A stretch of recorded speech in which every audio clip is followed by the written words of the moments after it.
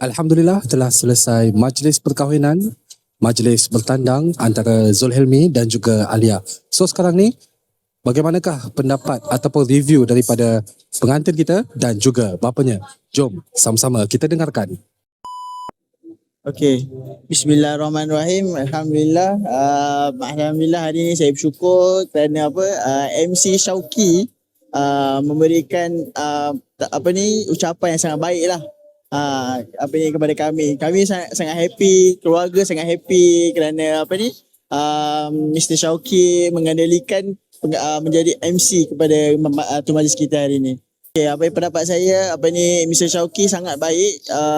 Dia mengendalikan MC dan mana-mana yang nak ambil dengan dia boleh saya rekomenkan lah supaya kalian boleh ambil Mr. Syauqi.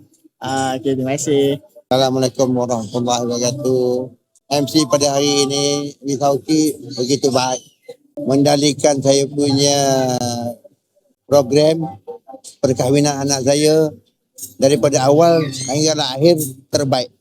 Okay, so itulah dia pendapat ataupun review daripada pengantin lelaki dan juga ayahnya. So, apakah pendapat anda? Kalau ada komen, boleh utarakan dekat bawah. Save, like, share video ni kepada orang ramai supaya ramai lebih tahu.